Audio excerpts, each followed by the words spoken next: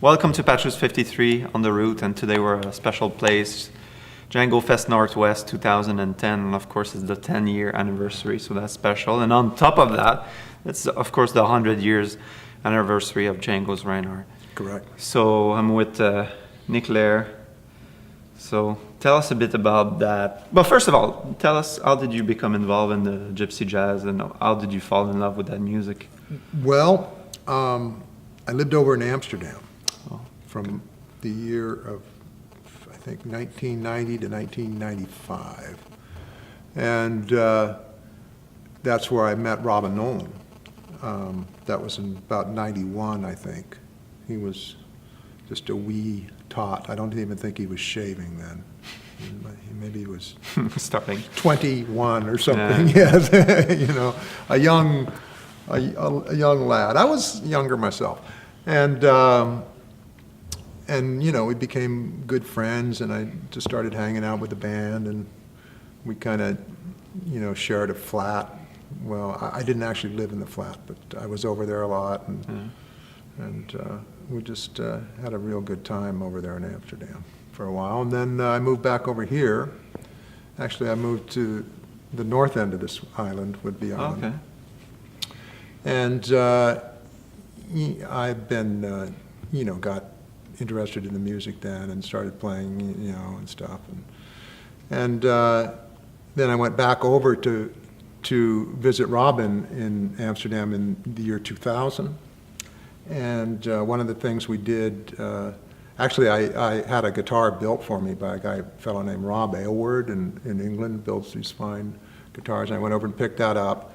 And then I went over to Amsterdam and hung out with Robin for a couple of days. Then we all drove down to Samoa for the festival.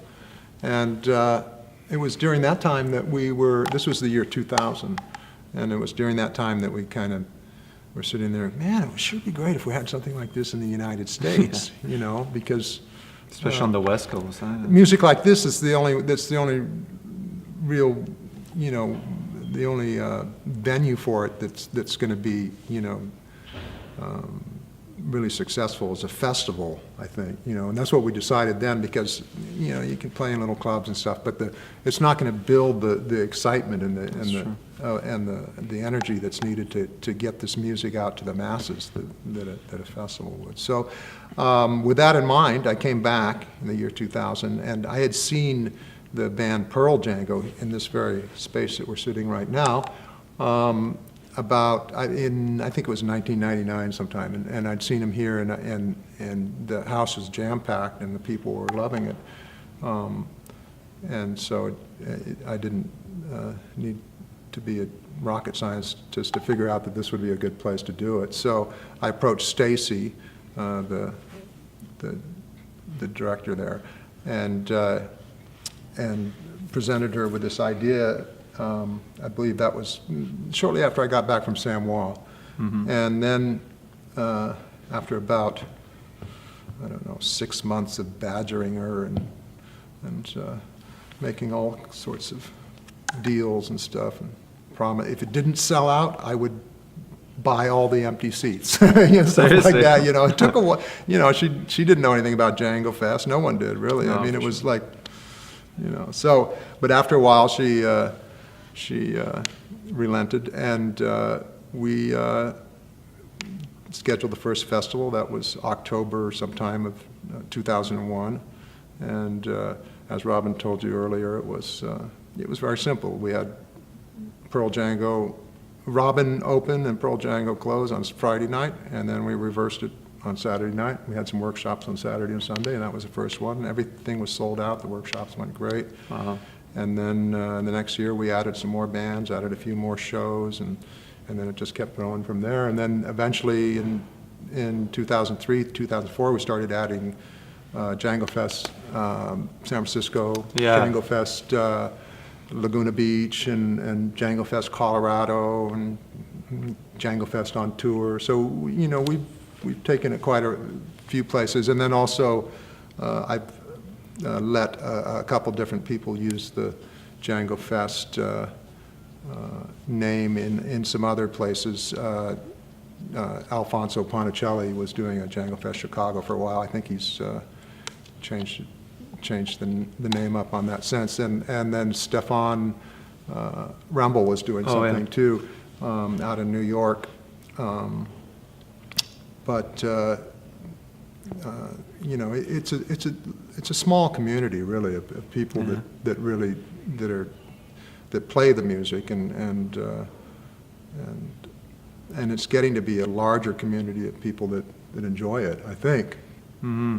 More and more. More and more. I go on YouTube, and there's all these gypsy jazz musicians playing, and these YouTube clips are getting thousands and thousands of hits. So something's happening. Something is happening for sure. Something's definitely happening. Internet's surely helped that growth. Well, because it connects everyone in a way that you know, just going to concerts and calling your friends could never do. You know. Yeah, so, for sure. Yeah. So any big moment in those 10 years, like something special, like memory? I'll tell you, or, I'm sure you got lots, but Bucky a couple. Pizzarelli the other day was a tremendous thing for me. Beryl Davis. Oh, I was there. You were there? Yeah, I remember that. Beryl That Davis was amazing. was an amazing thing with John. Yeah. Let me see. When we had the Rosenberg Trio, that was like a fantastic. That's last year? It was 2 years ago. 2 years ago? Yeah. And that was a highlight for me. But, you know, I tell you, every festival is great. And they all, you know, I always say, you know, which festival is the best, and I always say the next one. So. Nice. It's always different. Yeah, sometimes people, they come to see that band, but they also come to be together. Yeah. It's a social event for sure. Yeah. And what about, I will say, top 3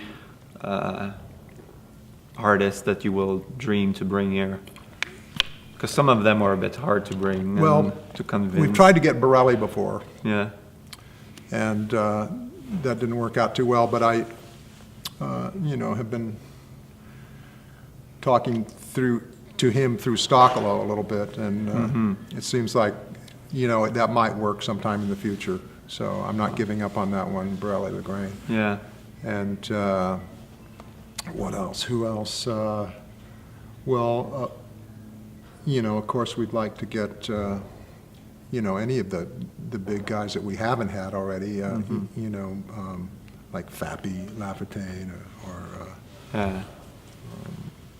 you know, there's a lot that we have not had yet. Yeah. So, there's so many. There's you so know, we've many. we've had the Schmidt, you know, the Schmidt, Gerardo, Chavlo. We have Sampson several times, and we've had, you know, Angelo. I've had Angelo here 5 times. So wow. And twice here and 3 times in LA, and you know, Roman, he's great. Yeah, he's so fantastic, and his son, and then the French guys, Zaidi. They're Adrien fantastic players. Mathieu. Mathieu, Adrien, Sebastian, and all those guys. Norig, we had Norig one year. She's fantastic. Yeah, singer. Yeah. So what do you think of when you think back of Pearl Django, Robin Nolan, like? Well, it's just been a great, fantastic journey, you know, for everyone, you know, and it's been an amazing thing to watch all the musicians actually get better. You know, you see over them the 10 grow. years, I see them growing, and you know, and it's fantastic, and the music just, you know, the quality of the music gets better, you know, especially from the American groups who, you know, 10 years ago were just, you know, what's this? You know, they're all buying the Robin Nolan books, Volume 1 to figure out, you know. Yeah. Now they're all writing their own books. So. Yeah. I was thinking this afternoon for a 3 o'clock show, Alfonso Botticelli was wow. To have that level of quality show at 3 in the afternoon, it's pretty. Right. It's pretty awesome, you know. Yeah. And Alfonso, we had him quite a few times in the early years. I think he came in. I think the first time was 2003, if I'm not mistaken, and then we had him, I think, 3 years in a row then. So he's been here a few times, and he's a great player, and he's also a great supporter of the music, organizes his own stuff in Chicago, and Yeah. he's the man in Chicago. Yeah. Yeah. Well, thanks, Nick, for your time. Thanks Thank for you, talking Patrick. with Thanks for with doing this. me, and Thanks for getting all this stuff on record. yeah. And No, I need to be preserve everything you do for the gypsy jazz world, and it's nice. yeah, to well, it's good to get the, everybody asked me how how it got going and stuff, so maybe a little, a little part of the history. yeah, of a little story will Yeah. help a little bit. Thanks again. Okay.